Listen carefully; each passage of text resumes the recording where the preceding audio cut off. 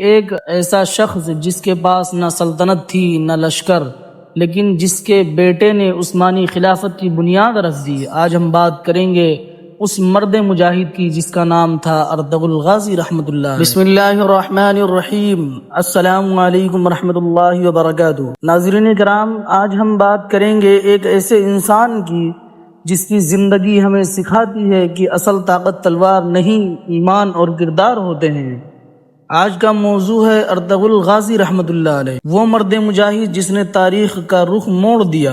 Ertugrul Ghazi ترک اور Os نسل سے تعلق رکھتے تھے۔ ان کا قبیلہ تھا قائی۔ یہ قبیلہ سادہ زندگی گزارنے والا لیکن غیرت اور بہادری میں مشہور تھا۔ ان کے والد کا نام سلیمان شاہ رحمۃ اللہ علیہ تھا، جو خود بھی ایک نڈر، دیندار اور انصاف پسند رہنما تھے۔ یہ وہ دور تھا جب منگول تاتاری مسلمان علاقوں کو تباہ کر رہے تھے، شہر جل رہے تھے، مساجد ویران ہو رہی تھیں اور لاکھوں مسلمان اپنے گھروں سے بے گھر ہو چکے تھے۔ ایسے حالات میں سلیمان شاہ نے قبیلے کو بچانے کے لیے ہجرت کا فیصلہ کیا، لیکن دریائے فرات عبور کرتے وقت ان کا انتقال ہو گیا۔ اب قیادت کا بوجھ ارطغرل غازی کے کندھوں پر آ گیا۔ نہ بڑی فوج، نہ خزانہ، صرف چند سو خیمے اور اللہ پر مکمل بھروسہ۔ لیکن ارطغرل غازی نے حوصلہ نہیں ہارا۔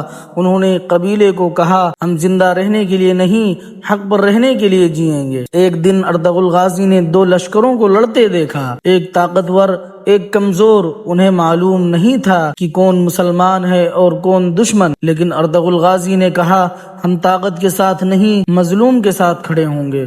انہوں نے کمزور فریق کا ساتھ دیا اور جنگ جیت لی۔ بعد میں پتہ چلا وہ لشکر سلجوقی مسلمان فوج تھا۔ سلجوقی سلطان علاء الدین ارطغرل غازی کی بہادری سے بے حد متاثر ہوئے۔ انعام کے طور پر انہیں سرحدی علاقہ سوغوت عطا کیا گیا۔ ارطغرل غازی جب سوغوت پہنچے تو سب سے پہلے گھوڑے سے اترے اور زمین کو دیکھا۔ نہ محل، نہ بازار، نہ قلعے، بس کھلا میدان اور چاروں طرف دشمن۔ انہوں نے اپنے قبیلے سے کہا، ہم یہاں آرام کرنے نہیں بلکہ تاریخ بنانے آئے۔ اسی دن سوغوت کی زمین پر پہلا سجدہ شکر ادا ہوا۔ ارطغرل جانتے تھے کہ اگر عدل نہ ہو تو تلوار بھی بے فائدہ ہے۔ انہوں نے سب سے پہلا حکم جاری کیا، مظلوم کی فریاد سب سے پہلے سنی جائے گی۔ خون کا بدلہ قانون لے گا، قبیلہ نہیں۔ عورت، یتیم اور مسافر کی حفاظت فرض ہوگی۔ یہ وہ قوانین تھے جو اس زمانے میں سرحدی علاقوں میں خواب سمجھے جاتے تھے۔ ارطغرل نے سوغوت کو صرف فوجی مرکز نہیں بنایا بلکہ روحانی مرکز بنایا۔ درویش آئے، علماء آئے اور قرآن کی محفلیں سجی۔ یہیں ایک درویش نے کہا، ارطغرل تم تلوار سے زمین نہیں بلکہ ایمان سے دل فتح کر رہے ہو۔ سوغوت کی خبر بازنطینی قلعوں تک پہنچ چکی تھی۔ وہ جان گئے تھے کہ یہ معمولی ترک سردار نہیں۔ خفیہ میٹنگز ہوئیں، جاسوس بھیجے گئے اور قبائل کو ورغلانے کی کوشش کی گئی۔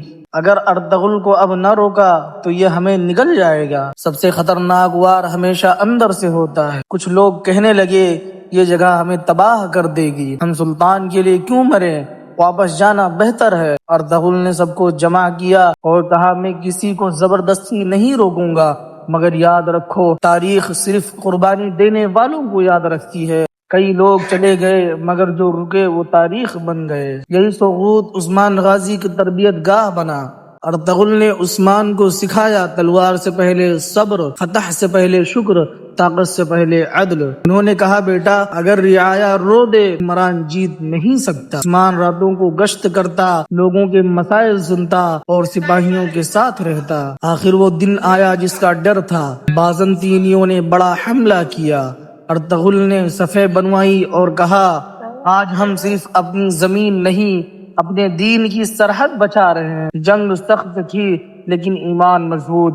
آخرکار دشمن پسپا ہوا اور سوغوت ناقابل تسخیر بن گیا۔ جنگ جیتنے کے بعد ارطغرل نے جشن نہیں منایا، انہوں نے سجدہ کیا اور کہا، اے اللہ ہمیں غرور سے بچا، کیونکہ غرور ہی زوال کی شروعات۔ یہی سوچ بعد کے عثمانی حکمرانوں میں نظر آئی۔ وقت گزرتا گیا، ارطغرل کمزور ہونے لگے۔